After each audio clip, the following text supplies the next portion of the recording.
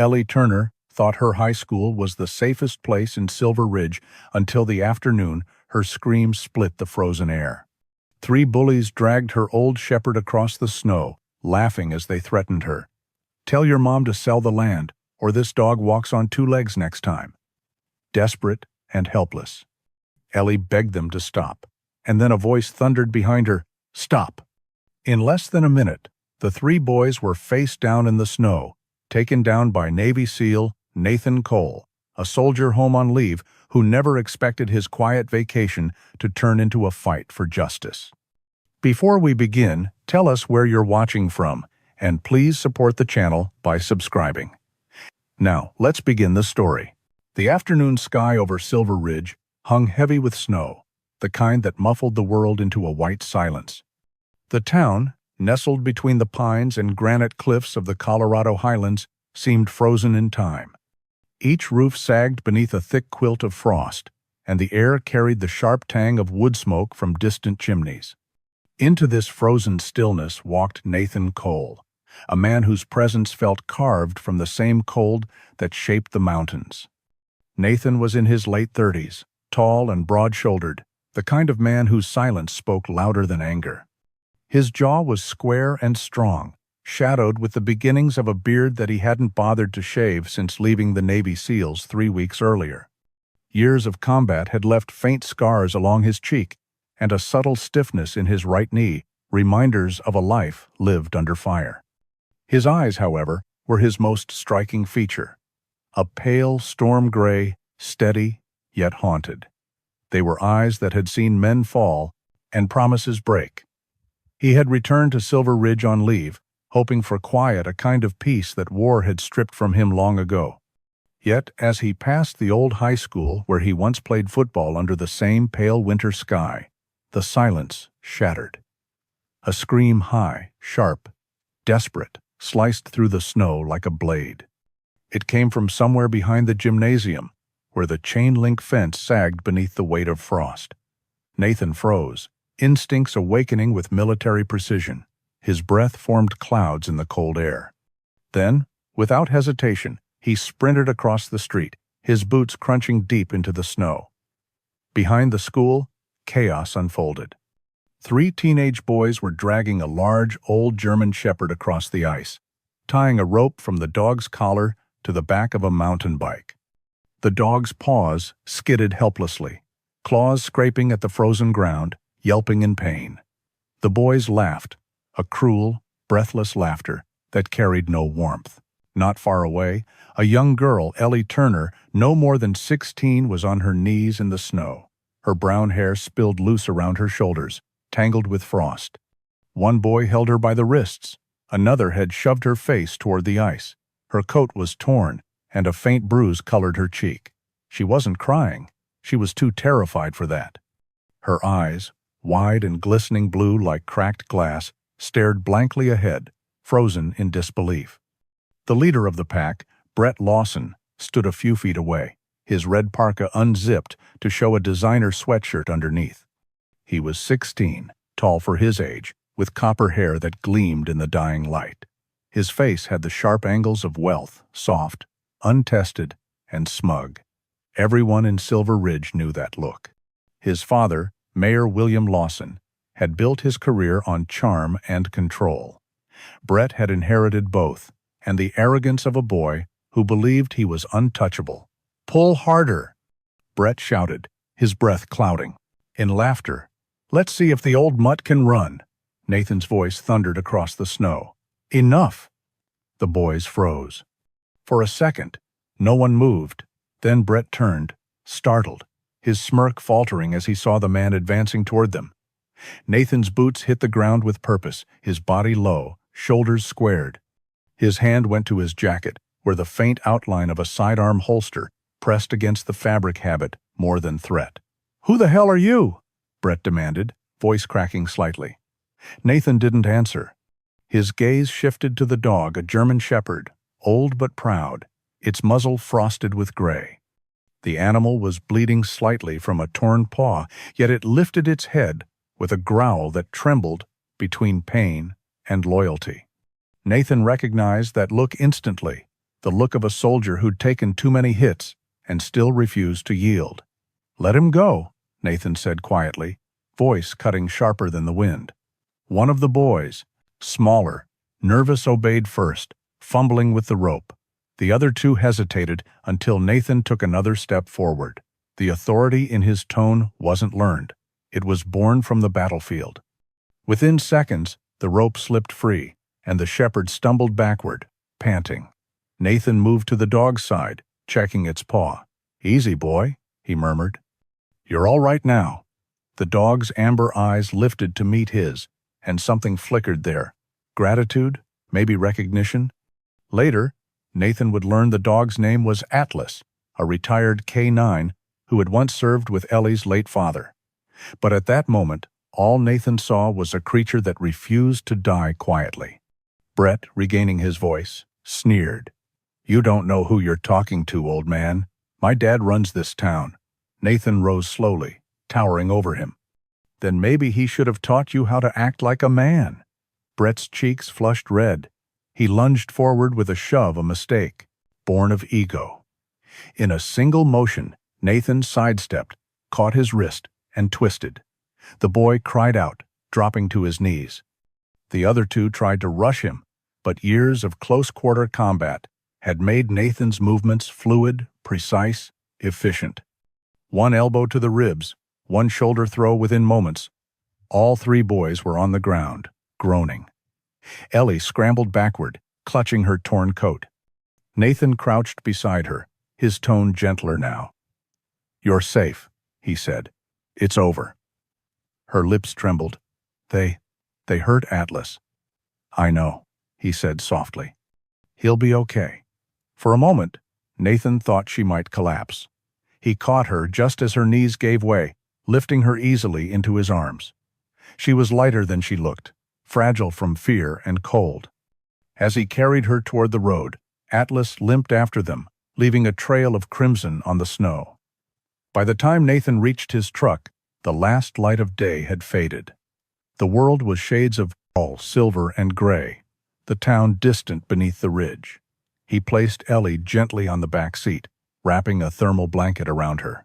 Atlas curled beside her, resting his head on her knees. Nathan stood outside for a long moment, staring at the three boys staggering away into the dusk. He should have felt anger, but what filled him instead was disappointment and a faint, bitter sadness that this was what peace looked like now. When he finally climbed into the driver's seat, Ellie stirred faintly. "Who are you?" she whispered. Nathan glanced at her through the rearview mirror. "Someone who's seen enough bullies for one lifetime." As he turned the ignition, the headlights swept across the snow, and something metallic glinted near the fence. He frowned, stepped out again, and brushed away the frost to reveal a school ID badge, cracked but still legible. The name engraved on it made his pulse tighten. Brett Lawson. He slipped the badge into his coat pocket, staring out toward the direction the boys had run. Snowflakes drifted down like silent ash, covering their tracks. He could already feel the storm building not just in the sky, but in the town itself. Silver Ridge looked peaceful from a distance, but Nathan knew better. Beneath the calm, something rotten stirred. He glanced at Atlas, who now rested his head on Ellie's lap. The dog's eyes met his again, deep, intelligent, unyielding. In that gaze, Nathan saw the shadow of another soldier, another war, and the promise that this one wasn't over yet. As the truck pulled away, the town lights flickered behind him, like fading memories. The snow fell harder now, swallowing the road, the school, and the sound of everything but the low, steady growl of the engine, and somewhere beneath it, the faint echo of a vow forming in his mind. He had come home for peace. But Silver Ridge, it seemed, had other plans. Nathan brought Ellie and Atlas back to his mountain cabin, a quiet refuge of timber and stone perched high above Silver Ridge. The storm raged outside, snow slashing sideways across the dark windows, but inside, the old fireplace glowed with steady amber light. Ellie sat close to it, wrapped in a wool blanket that swallowed her small frame, her face still pale from the cold and the terror she had endured. Atlas lay beside her, one paw bandaged, his chest rising and falling with calm, faithful rhythm. The warmth softened the fear in her eyes, just enough for her voice to return. She began to speak in a low, trembling tone. Her father, Richard Turner, had once served as a U.S. Marine in Afghanistan, in a province called Afghanistan. He was the kind of man who could make a room feel lighter just by walking into it steady, broad-shouldered, with a kind smile, and eyes that had seen both horror and hope. Years after returning from deployment, he was still haunted by the ghosts of that desert, but he carried them quietly, turning his pain into discipline and love for his family. When a mission went wrong during a humanitarian escort, he gave his life to save a group of local children trapped in the line of fire. After his death, Ellie and her mother, Grace Turner, were left with little more than memories and a small parcel of land by the lake. Grace was a strong woman, tall, dark-haired, with hands rough from work and eyes that still sparkled with defiance. She ran a small repair shop to support them, never taking charity, never bending to pity. That land by the lake was sacred to her. It was where Richard had planned to build their family home. But Silver Ridge had changed. A development company, Lawson Industries, led by Mayor William Lawson, began pressuring locals to sell their property to make way for a luxury eco-resort. Grace refused, standing firm even as threats grew bolder. "You can't buy a memory," she told them. Unbeknownst to her, Brett, Lawson Williams' 16-year-old son, had overheard a heated phone conversation between his father and an associate. Words like project delays, legal holdups, and stubborn landowners had filled the air. Misinterpreting his father's frustration as weakness, Brett decided to act. He thought that if he intimidated the family standing in the way, he could earn his father's respect, prove himself a man in the eyes of power. His arrogance had turned to cruelty, and that cruelty had led to blood on the snow. As Ellie's story unraveled, the flames in the fireplace seemed to grow harsher, their light flickering across Nathan's face. His expression didn't change, but something in his eyes shifted like steel catching light. The mention of Afghanistan stirred memories buried deep beneath years of silence. He remembered Richard Turner's name now, the man who had once fought beside him, the Marine who had stood under mortar fire to drag wounded men to safety, a man who had believed in doing right, no matter the cost. Nathan leaned back, the chair creaking beneath his weight. "Your father was a good man," he said quietly. "I didn't know he had a daughter." Ellie looked up at him, surprise flickering through her exhaustion. "You knew him?" "I did," Nathan said. "He saved lives when others froze. Men like him, they never really leave the fight behind." He paused, staring into the flames. Seems like that fight found its way back to his family. The girl's eyes welled up, tears reflecting the light, like tiny shards of glass. "Mom says sometimes we have to keep fighting, even when we don't want to, but I'm scared." Nathan nodded slowly. "That's what makes courage real." Outside, the wind howled, rattling the shutters. Atlas lifted his head, ears twitching, as if sensing something beyond the storm. Nathan rose and checked the door latch, a habit born of too many nights, in places where darkness meant danger. When he returned, he found Ellie watching him closely. "Are you a soldier?" she asked. "Not anymore," he replied. "Now I just try to keep my head down. But you saved me." Nathan hesitated, then offered a faint, tired smile. "Old habits." The fire cracked, sending sparks drifting up the chimney. Ellie leaned back against the armchair, her voice softening. "Do you think Brett will come back?" Nathan's gaze hardened. "If he's smart, no. But boys like that, they don't learn until someone makes them." Atlas gave a low, approving rumble, as if agreeing. Nathan reached down to rest a hand on the dog's head, feeling the rough fur and the pulse of strength beneath it. The animal looked up at him with calm, steady loyalty, the same kind of loyalty Nathan had seen in every good soldier he'd ever known. He thought of the town, the people who turned away when power crushed the weak.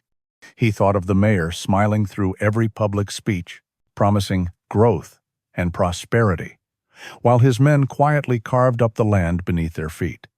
The same sickness he had fought overseas was here too: greed, fear, silence. Nathan took a long breath. "Your father once told me," he said at last, "that when good people do nothing, the worst people thrive. I think he'd want you to remember that." Ellie nodded faintly, clutching the blanket closer. She didn't speak again, but when she finally drifted to sleep, the tension in her small shoulders eased for the first time that night. Atlas repositioned himself beside her, eyes still half open, guarding even in rest. Nathan remained awake. The fire had burned low now, and the cabin glowed dimly with its last embers. He stared into them, as if they might answer questions he no longer knew how to ask. The soldier in him, the part he'd tried to bury under silence and distance, was stirring again. The instinct to protect, to act, to fight. He thought of Richard Turner, of the promise men like them carried even after death. Maybe that promise had followed him here, to this snowbound town. Maybe fate had sent him to Silver Ridge, not to rest, but to finish something left undone. As dawn threatened the horizon with its faint gray light, Nathan rose, tossed another log into the fire, and looked out through the frost-covered window. The storm had passed, leaving the world silent once more. But he could feel it, the calm before something far worse. He whispered, almost to himself, "You can't outrun what you're meant to face." Behind him, Ellie stirred, and Atlas's tail thumped softly against the floor. The warmth of the fire held steady, but Nathan knew that, outside, in the shadows beyond the light, something had already begun to move. Morning crept over Silver Ridge, like a reluctant confession, gray and heavy, its light thin and cold as ash. Nathan Cole stood by the window of his cabin, the steam from his coffee rising like the ghosts of sleepless thoughts. Below, the pine forest stretched endlessly, every branch still heavy with last night's snow. The world was quiet, but not peaceful. He could feel it, something unseen pressing against the horizon, waiting. Ellie was still asleep on the couch, a blanket pulled to her chin, Atlas curled protectively beside her. The dog's chest rose and fell with steady rhythm, but his ears twitched at every creak of wood, every whisper of wind through the walls. Nathan envied that alert calm, the readiness that never fully faded. He understood it. They were both soldiers in their own way, both too used to danger to ever sleep deeply again. The knock at the door was soft, tentative, yet it carried urgency. Nathan set his cup down and opened it halfway. A man stood there, clutching a camera bag tight against his chest. He was young, early 20s, perhaps with a wiry build and anxious energy. His face was pale beneath the scruff of a patchy beard, and his clothes bore the look of someone who'd spent too many nights chasing stories instead of sleep. "My name's Liam Hart," he said quickly, glancing past Nathan into the cabin, as if expecting someone else. I think you should see this." Nathan's eyes narrowed slightly. "You followed me here?" Liam shook his head, voice trembling between fear and resolve. "No, sir. I was there, at the school, yesterday. I was filming for a local blog, Eyes on Silver Ridge. It's supposed to be about small-town life, nothing big. But then, I saw them, those kids, what they did." He swallowed, the memory flickering behind his eyes. "I recorded everything." Nathan stepped aside without a word, gesturing him in. The young man entered hesitantly, brushing snow from his jacket. Inside, the warmth seemed to make him more uneasy, not less. Nathan motioned to the table. "Sit."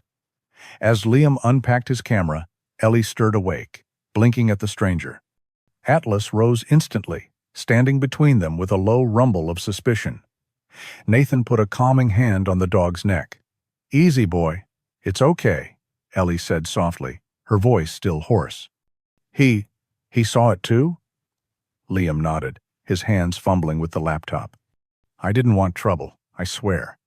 But when I realized who that kid was, Brett Lawson, I knew this wasn't something the local news would ever touch." He plugged in a cable and hit play. The screen flickered, then came to life. Snow, laughter, The cruel drag of a rope through white powder. Ellie gasped quietly. Nathan didn't move, his expression carved from stone. The video played until the moment his voice thundered from off-camera, "Enough!" and the boys froze in shock. Liam paused the footage, his hand trembling.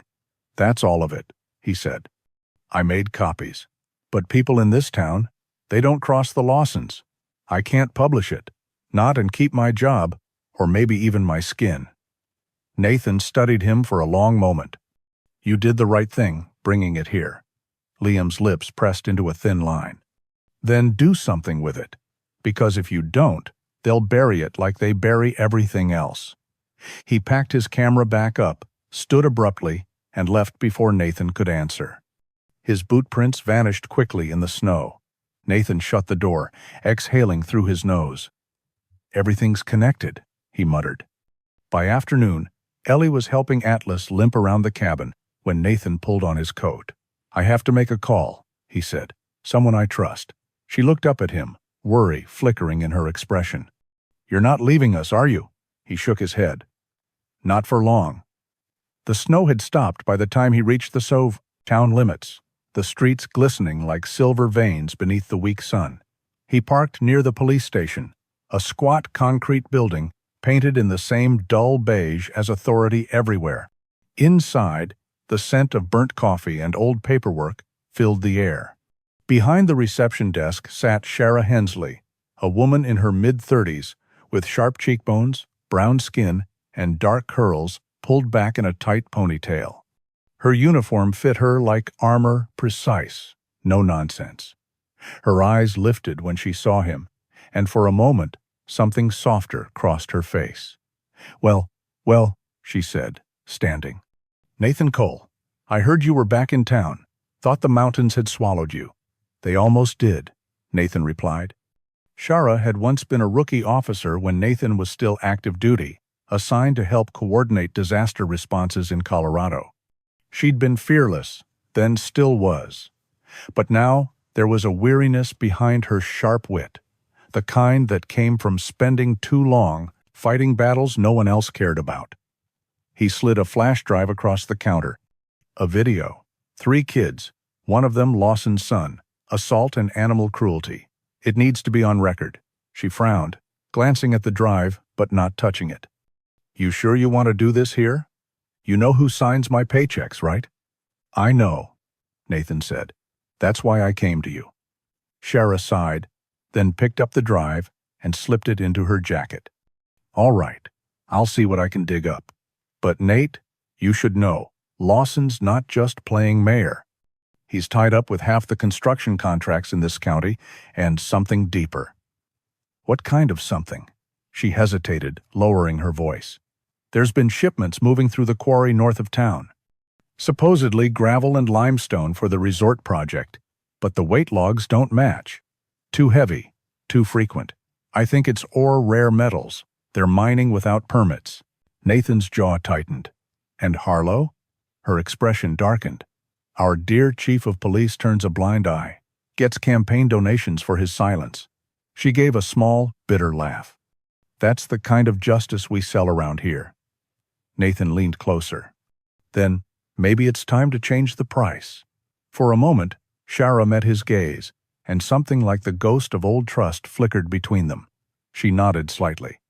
"I'll run what I can off the record, but if Harlow catches wind of this, we'll both be in his crosshairs."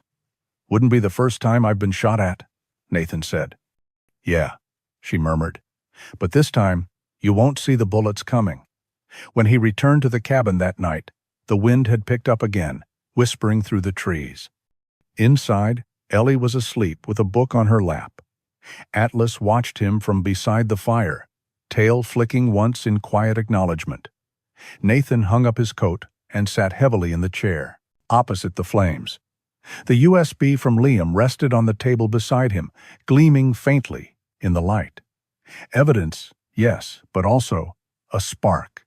He knew how fire worked. One small ember, in the right place, could set an entire forest ablaze. Outside, through the frost-streaked window, a pair of headlights passed slowly on the road too slow. Nathan's eyes narrowed. He reached down, scratching behind Atlas's ears. "Stay ready, partner," he whispered. The dog's ears perked. In the hearth, the fire crackled once, like the start of something dangerous. The night had teeth, the kind that bit deep into bone, and whispered through the pines with the voice of something ancient and patient. Snow fell in slow, deliberate flakes, each one glowing faintly in the pale light from Nathan Cole's cabin window. Inside, the air was heavy with silence, a silence that didn't comfort, only warned. Nathan sat at the wooden table, field stripping his old Beretta M9 with the precision of habit. Every movement was calm, efficient, methodical. The table lamp cast a circle of light that barely pushed against the surrounding darkness. His eyes, sharp and gray as gunmetal, flicked occasionally to the window, tracking every sound outside the groan of trees, the distant echo of something moving in the woods. Atlas lay by the door, half asleep but alert in that way only a seasoned K9 could be. Every so often, his ears twitched toward the forest. The radio on the table crackled once, faint and unexpected. Nathan frowned. He hadn't used that frequency in years. Static hissed, then a voice broke through the edge of panic under restraint. "Nate, it's me. Shara." He froze. "You all right?" "No," she breathed. "Someone torched my car, right in front of my place. I barely made it out. Atlas's nose probably saved my life." Nathan stood, instinct flaring. "Slow down. You said Atlas?" "He's there, right?" she said quickly. "Then, whoever's been watching you, they're watching me too. You need to know, they know about the video." Nathan's grip tightened around the radio. "Get out of town," he said quietly. Shara's voice trembled for the first time. "And go where? Harlow's got eyes everywhere, Nate. He's not just sitting on Lawson's payroll, he's running protection for every dirty deal in this county. You're not fighting a mayor anymore. You're fighting the badge." The line went dead. Nathan stared at the radio for a long moment, the faint hum of static filling the room. Then he looked toward the sleeping form on the couch. Ellie had finally fallen into a fragile rest after a day of pretending not to be scared. He crossed the room silently, his movements fluid, almost rehearsed. He knelt beside Atlas, scratching the old shepherd behind the ear. "Time to move, partner." Atlas rose instantly, tail stiff, ready. By dawn, Nathan had driven Ellie through the winding back roads of Silver Ridge to a small farmhouse owned by Dr. Sarah Nolan. She stood waiting on the porch when the truck pulled up, her auburn hair tied beneath a wool cap, her breath visible in the frozen air. "I heard about the fire," she said as Nathan carried Ellie's bag to the door. "You're doing the right thing." Ellie clung to Atlas's neck for a long moment before letting go. "You'll come back?" she asked, her voice fragile. Nathan met her eyes. "You have my word." Sarah's gaze lingered on him as he turned back toward the truck. "Be careful," she said quietly. "You're not dealing with amateurs anymore." "I never do," he replied. The drive back to the cabin felt longer than usual. The forest pressed in closer, shadows thicker, branches like claws scratching against the truck's frame. When he arrived, dusk was settling again, heavy and violet over the ridge. Nathan parked at a distance, hiking the rest of the way on foot. If anyone was watching, he didn't intend to make it easy. Inside, he worked with precision, born from muscle memory. Every corner of the cabin became part of a silent defense. He rigged motion sensors beneath the porch, set small snares near the tree line, and connected an old surveillance kit he'd salvaged years ago from a decommissioned SEAL operation. 2 miniature cameras went outside, one facing the path, the other aimed at the back window. He tested the feed. Static, then clarity. Perfect. Atlas followed him room to room, tail low, eyes bright with purpose. Nathan paused once, looking at the dog. "You've got one more fight in you, old man?" Atlas gave a soft huff, as if insulted by the question. By the time night fell, the cabin had become a fortress. Nathan loaded his pistol, checked the safety on the shotgun, propped against the wall, and sat by the fire that now burned low and steady. Outside, the forest slept or pretended to. The first sound came near midnight. A crunch of snow, slow, deliberate. Nathan's hand closed around the pistol grip without looking up. Atlas's ears pricked, a low growl vibrating in his chest. Another step, then two more.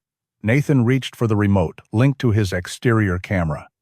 The screen on the table flickered to life, showing faint figures moving through the trees, 3 of them, dark silhouettes against white ground. They wore winter masks, heavy coats, and carried rifles slung tight. Professional, not reckless kids, he whispered, "Showtime." When the first one reached the porch, the motion sensors triggered, a soft chime in Nathan's earpiece. He waited until the man crouched near the door, then flipped the porch floodlight on full. The intruder froze, blinded, just as a tripwire snared his boot. The man toppled sideways, swearing, and before he could recover, Nathan was already outside, a shadow in motion. 2 shots cracked through the air, warning rounds, precise. Atlas lunged from the darkness, teeth flashing white, as he brought the second man down. The third turned to run, but a single warning shout stopped him cold. "Don't," Nathan said evenly, gun raised, breath steady. "You're outmatched." The leader, trapped in the snare, spat into the snow. "You have no idea who you're dealing with." "I do," Nathan replied. "That's the problem." The man laughed bitterly. "You think you're a hero, Cole? You're just another ghost trying to play soldier in a town that's already bought and paid for." Nathan's eyes narrowed. "Who sent?" Silence, then a smirk. "Ask your friend Harlow." Nathan's muscles tensed. "Say that again." The man lifted his chin defiantly. He said to keep it clean. "Take the drive, burn the place if we had to, and if we didn't come back, he'd make sure nobody came looking." Nathan struck him once, across the face, not out of rage, but to stop him talking.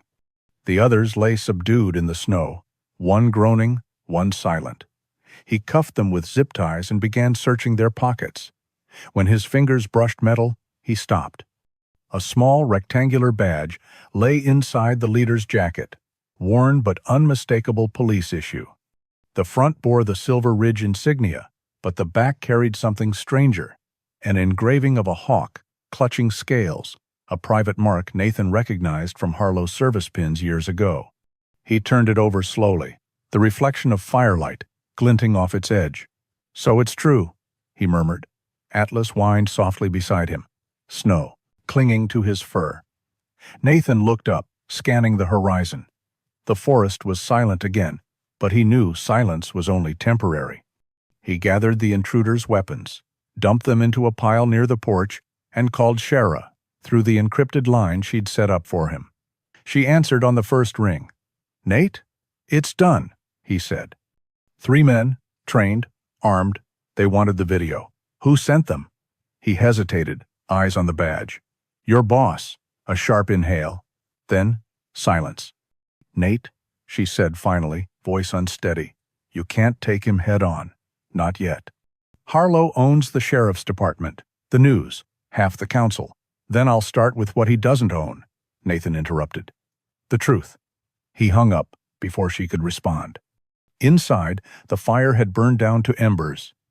Atlas lay near the door again, exhausted but alive. Nathan sat beside him, the badge on the table between them. It gleamed like a serpent's eye in the low-light, proof that the rot ran deeper than anyone dared admit.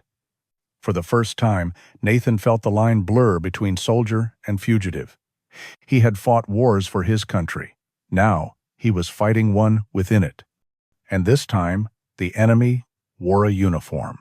The night over Silver Ridge was motionless, the kind of cold that silences even the wind. Nathan Cole sat by the dying fire, his body still, but his mind pacing. The snow outside reflected faint light through the frosted window, glowing like the surface of a restless sea.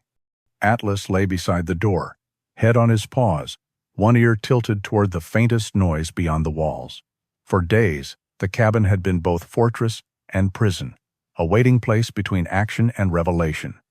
Nathan hadn't slept much since the attack. He could feel it in his bones, the stillness before another storm. The badge on the table, the one with Harlow's mark, gleamed faintly in the firelight.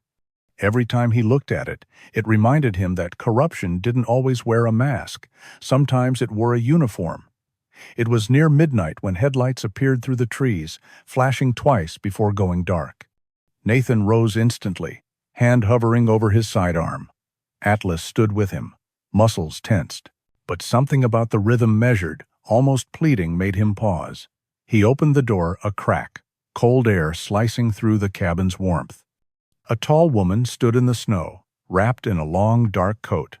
Her scarf fluttered against her neck like a pale ribbon in the wind. Her blonde hair was streaked with gray, her skin pale and drawn, yet her back remained straight, the kind of posture born from years of holding grief upright. "Mr. Cole?" she called softly. Her voice was low, steady, but there was a tremor under it, a courage built on exhaustion. Nathan stepped onto the porch. "You shouldn't be here, ma'am." "I know," she said, her breath fogging in the cold, "but I don't have anyone else left to turn to." He studied her carefully. "You're Lawson's wife." She nodded. "Margaret Lawson." He gestured toward the cabin. "Come in, before you freeze." Inside, the fire crackled softly, warming the space with gold light and shadow. She stood near it for a moment, rubbing her gloved hands together. The room's stillness seemed to wrap around her like confession. "I imagine you already know what my husband has done," she said finally. "I know enough," Nathan replied, voice low. Margaret sat down slowly, her eyes fixed on the fire. "William wasn't always this man. When we met, he talked about rebuilding this town. He wanted Silver Ridge to thrive again. But power," she paused, her voice cracking, "it doesn't arrive with a shout. It whispers. It feeds you small lies until you can't tell them from dreams." Nathan said nothing. He had seen the same infection take good men overseas, ambition turning into control, control into tyranny. Margaret reached into her coat and pulled out a small silver recorder. She placed it on the table between them, its surface catching the firelight. "This," she said, "is what's left of the truth." Nathan leaned forward. "What's on it?"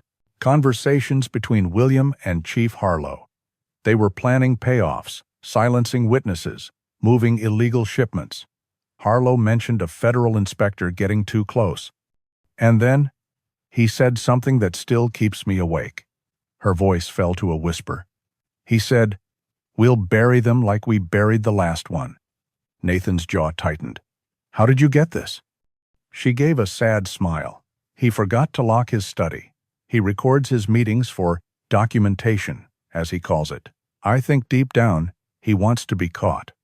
Maybe some part of him still remembers what it's like to be human." For a moment, she was silent. The firelight trembled across her face, a fragile blend of pride, grief, and guilt. Then, her expression changed, softer, more personal. "You know," she said quietly, "I keep asking myself where I went wrong." Nathan looked at her, saying nothing. "Brett wasn't born cruel," she continued. "He used to rescue stray cats. He'd stay up nights nursing birds with broken wings.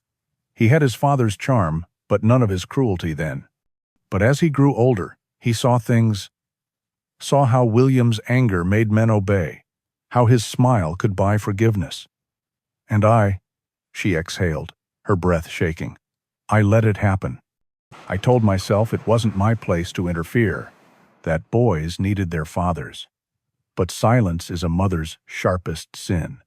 You think you're protecting your family, and all the while, you're feeding the monster." Nathan's eyes softened. "You tried to protect him."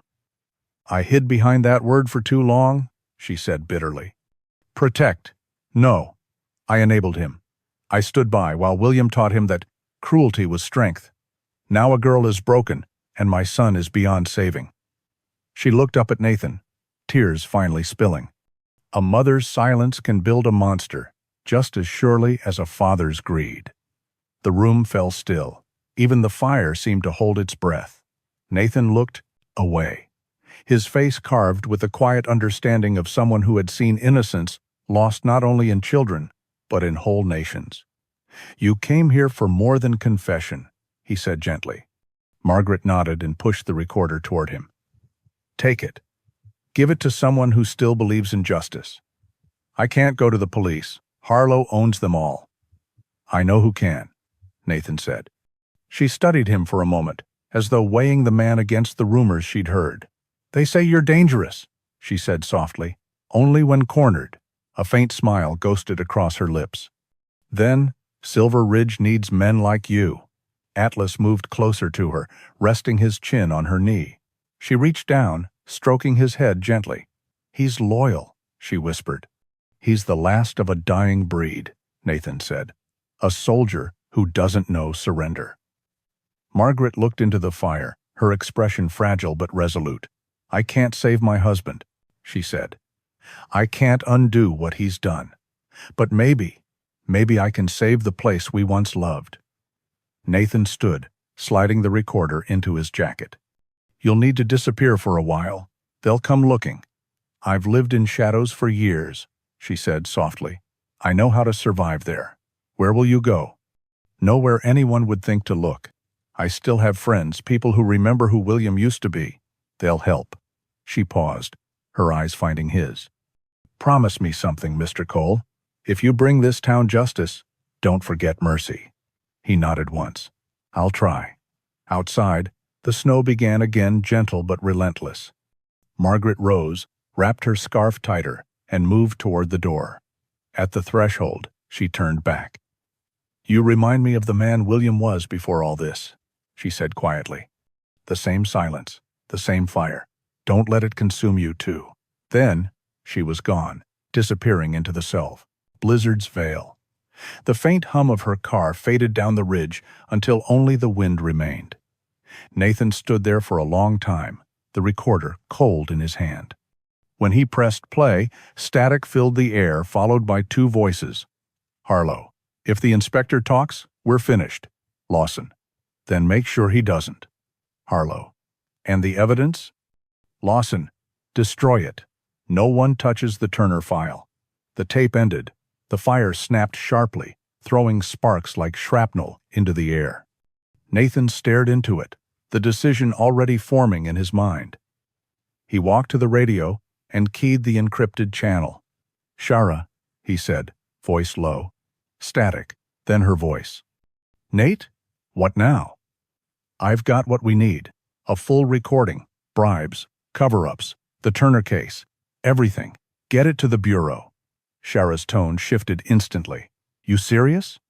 "Dead serious." She hesitated. "That means war, Nate.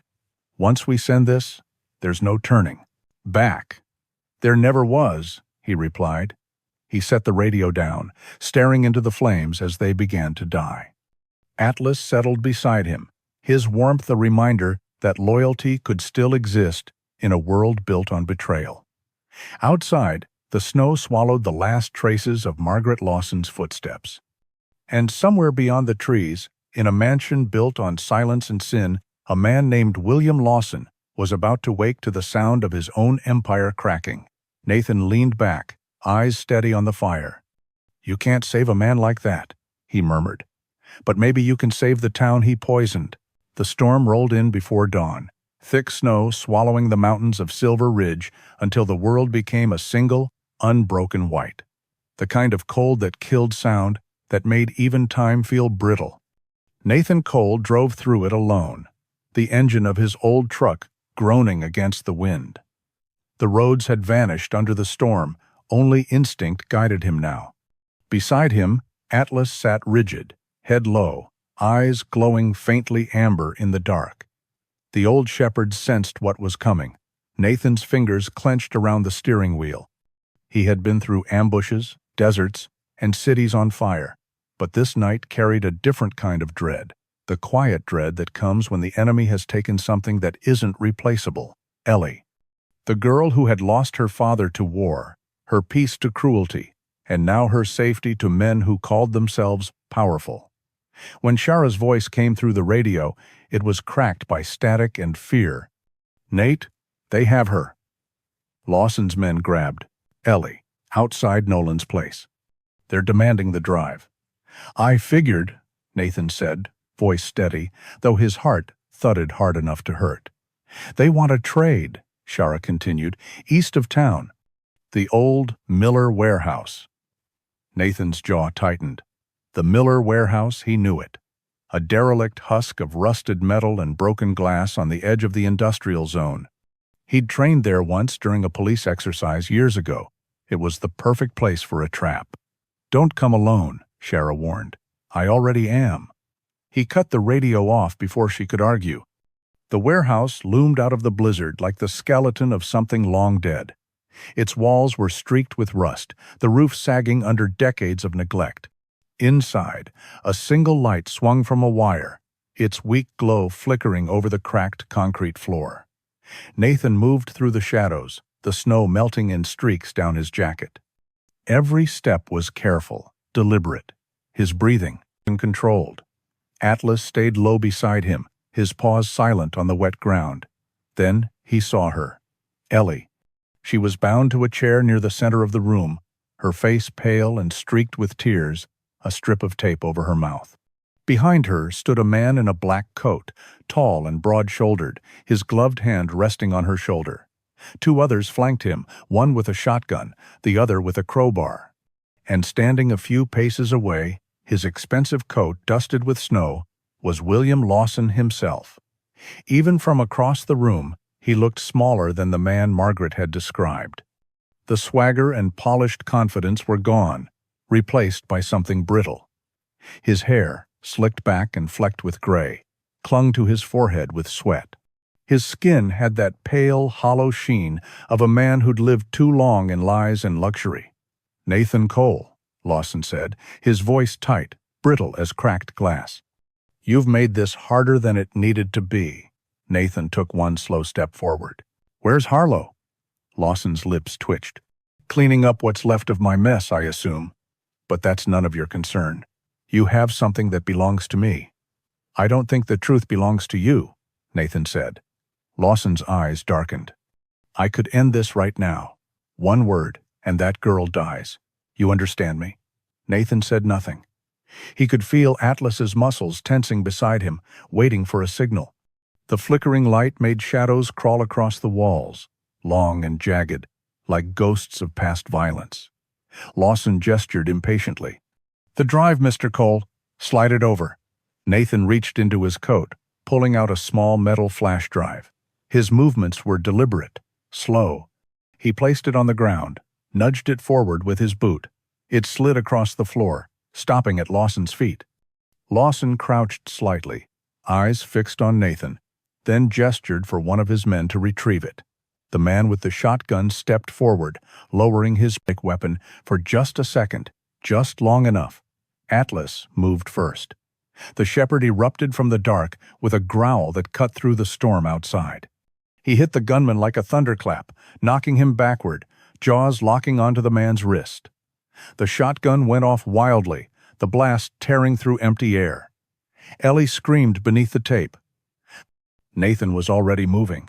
He surged forward, grabbing the second thug by the collar and driving a fist into his throat, then his jaw. The man crumpled, choking. The leader behind Ellie drew his pistol, but Nathan was faster. He kicked over a rusted barrel, sending it crashing into the man's knees. The shot went wide, sparking against the concrete. Lawson stumbled backward, shouting, "Kill him! Kill them both!" Atlas snarled, dragging the wounded gunman away from Ellie. Nathan dove low, rolling to her side. He ripped the tape from her mouth, his voice low but firm. "Run when I say." She nodded, eyes wide with terror. The leader rose again, limping, his pistol aimed directly at Nathan's back. But before he could fire, a bullet shattered the window above them, clean, precise. The man dropped instantly. Outside, headlights blazed through the storm. Sirens pierced the wind. Shara's voice rang out over a megaphone, sharp and commanding. "Federal agents! Drop your weapons!" Lawson froze, disbelief flooding his face. "No," he whispered. "No, no, no." The warehouse exploded with movement. Armed agents in dark winter gear stormed in, their rifles steady. Shara led them, her coat flapping in the wind, her expression like carved stone. Behind her, two FBI agents, a tall, broad-shouldered man with a salt and pepper beard named Agent Howard Briggs, and a younger agent with keen eyes and dark skin. Agent Renee Holt moved with precision, covering every corner. Briggs barked, "Target secured," while Holt rushed to cut Ellie's bindings. Shara approached Lawson, her voice low with cold fury. "You should have stopped when you had the chance." Lawson looked up at her, eyes wild. "You don't understand. I did it for the town, for prosperity." Shara scoffed. "You did it for yourself." She nodded to Briggs. "Cuff him." As the FBI restrained Lawson, another agent dragged in Chief Harlow, his face bloodied and gray with defeat. His badge had been torn from his chest. "Found him trying to torch the evidence van," the agent reported. Harlow met Nathan's gaze briefly. For the first time, the old cop's arrogance had drained from his eyes. "You think you won, Cole?" he rasped. "You don't win against men like us." Nathan stared at him steadily. "Then maybe it's time men like you stop existing." Harlow said nothing more. He was shoved into the waiting convoy, the storm swallowing him whole. Ellie clung to Atlas, burying her face in his fur as the shepherd whined softly, tail flicking. Nathan knelt beside her, brushing the snow from her hair. "You did good," he said gently. She looked up, trembling. "I knew you'd come." He smiled faintly. "Always." Shara approached, her breath steaming in the cold. "The Bureau's taking them both, Lawson and Harlow. The recordings sealed it. Margaret's testimony confirmed the rest." Nathan's gaze drifted toward the horizon, where the storm began to thin. "Where's Margaret?" Shara hesitated, then shook her head. "She disappeared after meeting you. Maybe she knew this was coming." Nathan said nothing. The wind howled once more, then quieted. Snowflakes drifted down like ashes over the wreckage. Briggs approached, offering a gloved hand. "Good work, Cole. You ever think of coming back in?" Nathan smirked slightly, shaking his head. "I think I've done enough fighting for one lifetime." Briggs nodded once. "Fair enough." As the agents led the prisoners away, the old warehouse stood silent again. Nathan turned toward Atlas, who sat beside him, chest rising and falling with tired pride. He reached down, resting a hand on the dog's head. "It's over, boy," he murmured. "We did it." Atlas huffed softly, as if to agree. When they stepped outside, the storm had finally broken. The first light of dawn spread faint gold over Silver Ridge, falling upon a town no longer ruled by fear. Spring came late to Silver Ridge that year. The snow lingered on the rooftops like a memory that refused to melt, and the air carried the quiet scent of thawing pine.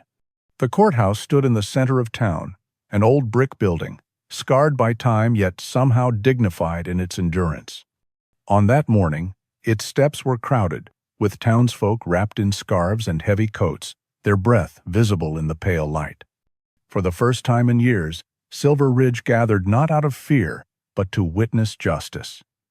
Inside, the courtroom was silent, except for the rhythmic ticking of the old brass clock above the judge's bench. The walls smelled faintly of cedar polish, and paper the smell of history being rewritten. Nathan Cole stood near the back, hands in the pockets of his dark coat, Atlas lying quietly at his feet. The dog's ears flicked every time the gavel struck, but he stayed still, loyal even in calm. At the front sat William Lawson, once the untouchable mayor of Silver Ridge. He no longer looked like a man of power. His tailored suit hung loosely on his frame, his once perfect hair now disheveled and streaked with gray. The confident gleam in his blue eyes had dulled to a vacant stare. His hands, cuffed and trembling, rested on the table, as if he could still command something, anything, by will alone. Beside him, Brett Lawson, his son, looked even smaller. Only 16, yet his arrogance had withered, replaced by the hollow shame of a boy who'd glimpsed the ruin his pride had built. His eyes darted occasionally toward the gallery, where Ellie sat with Shara and Nathan. The bruises on her face had faded, but the weight behind her calm gaze had not. At the center of it all, Judge Miriam Keaton presided. She was a tall, slender woman in her late 50s, with silver hair tied in a neat bun and sharp, intelligent eyes behind frameless glasses. Her reputation in the county was that of a woman who had weathered politics without ever losing her spine. She had a calm voice that carried the weight of truth. Today, her black robes seemed heavier than usual. When she spoke, her words cut clean through the silence. This court has examined the evidence presented by the Federal Bureau of Investigation, the testimony of Officer Shara Hensley, and the recordings provided by Mrs. Margaret Lawson. She paused, her gaze sweeping across the room. The verdict is as follows. William Lawson, former mayor of Silver Ridge, is found guilty of corruption, bribery, obstruction of justice, and conspiracy to commit violent crime. A murmur rippled through the crowd. Lawson's lawyer, a short, balding man with round glasses and a voice that had trembled through most of the trial, sat motionless, resigned. Judge Keaton continued, "Given the gravity of these crimes, this court sentences the defendant to 15 years in federal prison without parole." Lawson's head sank forward. For a fleeting moment, he seemed less like a villain and more like a man who had finally glimpsed the ruin he had created. The judge turned next toward the row of 3 teenagers sitting behind him, Brett Lawson, and the 2 other boys who had attacked Ellie. As for the minors involved in the assault case, the court recognizes their age but cannot overlook the severity of their actions. You will each serve a sentence of 1 year in juvenile rehabilitation, followed by 300 hours of community service. You will also publicly apologize to Miss Ellie Turner. The courtroom fell silent again. Brett hesitated, his throat working, then slowly stood. His voice was small, almost swallowed by the vastness of the room. I'm sorry," he said, glancing briefly at Ellie before lowering his gaze. "I didn't think about what I was doing. I thought it was just power, a joke. I was wrong." The other 2 mumbled their apologies, less steady but sincere enough to echo in the stillness. Ellie stood then, her small frame, steady as stone. Her voice, though soft, carried through the courtroom with a clarity that silenced even the murmuring crowd. "I forgive you," she said, "but I will never forget." Those words hung in the air like sunlight through a storm. Even Judge Keaton paused, her stern eyes softening for just a heartbeat before she nodded. "Let that be the beginning of something better," she said. When the gavel struck one final time, it sounded like a door closing and another opening. Outside, the clouds had parted. The sky, once gray, now glowed with a fragile blue. The wind carried the scent of wet earth and pine sap, the smell of things beginning again. Shara stood near the courthouse steps, her uniform pressed and her badge gleaming in the light. The governor's letter of commendation was folded neatly in her hand, but she didn't read it. She only smiled when Nathan approached. "You look uncomfortable," she teased lightly. "You should have been up there too. The FBI wanted to give you a medal." Nathan smirked faintly. "I've had enough medals to last a lifetime. They never changed anything." "Maybe not," she said, "but you did." He didn't answer, but his gaze drifted toward the crowd, where Ellie stood clutching a small bouquet of wildflowers. Her mother, Grace, had returned from the hospital, her arm still in a sling, but her eyes full of pride. Atlas trotted up beside the girl, tail wagging, and she bent down to hug him tightly. Watching them, Nathan felt a strange peace stir within him, a feeling he hadn't known since before Afghanistan. For once, he wasn't fighting. He was simply standing still, letting the quiet be enough. Shara broke the silence, her voice soft. "They're starting something called the Turner Veterans Fund," she said. "A support program for families of fallen soldiers. Grace's idea. The town council's already approved it." Nathan nodded slowly. "Good," he murmured. "Something good from all this." "Ellie asked if you'd come to the dedication next week," Shara added. "You, Atlas, both." He gave a half smile. "We'll be there." As the crowd began to disperse, the sun broke fully over the horizon, washing Silver Ridge in gold. The snow that had blanketed the town for so long began to melt, running in silver streams along the cobblestones. Later that afternoon, Nathan, Shara, Ellie, and Atlas walked along the lakeside path, the same one where Richard Turner had once dreamed of building his home. The water glimmered beneath a thin veil of mist, the last breath of winter surrendering to spring. Ellie tossed a stick into the shallows, and Atlas bounded after it, splashing happily. Shara laughed a sound that felt strange and bright after so many nights of tension. Nathan watched her for a moment, then looked out across the lake. "You ever wonder," he said quietly, "why people like us always end up where trouble finds?" "Us?" Shara shrugged. "Maybe trouble doesn't find us.